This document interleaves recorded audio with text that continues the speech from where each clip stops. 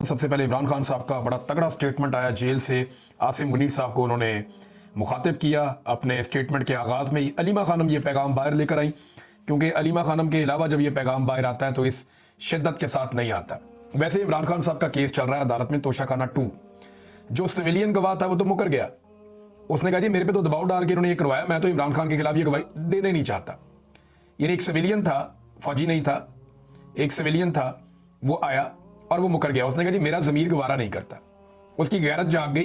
उसने कहा जी मैं ये दबाव मेरे पे डाला गया था और दबाव की वजह से ये हुआ, और वो अदालत में आकर अपनी गवाही से पीछे हट गया।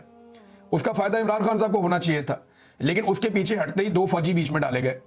अब ये जो 2 फौजी हैं, यूनिफॉर्म वाले हैं ना, एक और दोनों को मैं जानता हूं, अच्छी तरह जानता हूं, मैं इन दोनों से मिला भी हूं, और एक दफा नहीं मिला, मल्टीपल टाइम। जब भी हम कभी जाते थे वज़ीर-ए-आज़म हाउस में या कोई भी जाता था वज़ीर-ए-आज़म हाउस में तो इनसे मुलाकात हो जाती थी।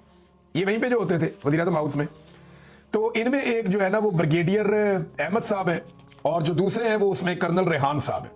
अच्छा, इन दोनों से हमारी मुलाकातें होती रही है। जब आखिरी दिन था ना इमरान खान साहब का प्राइम मिनिस्टर हाउस में, 9 और 10 की दरमियानी शब, उस रात को हम वहां पे गए थे इमरान खान साहब के बुलाने पर, और सबसे आखिर में मैं वहां से निकला था। और मैं और शहीद अरशद शरीफ और कुछ और लोग, हम इसी जो कर्नल रेहान है इसके ऑफिस में बैठे हुए थे। ये डिप्टी एमएस था। तो इसके ऑफिस में बैठे हुए थे, तो कर्नल साहब हमें बता रहे थे इमरान खान साहब के बारे में और उनकी काबीना के बारे में। तो ज्यादातर लोगों के बारे में उनकी राय ऐसी नहीं थी, लेकिन 2 लोगों के बारे में उन्होंने बड़ी जबरदस्त राय दी थी, और उन्होंने कहा था कि ये तो बहुत ईमानदार और शानदार लोग हैं।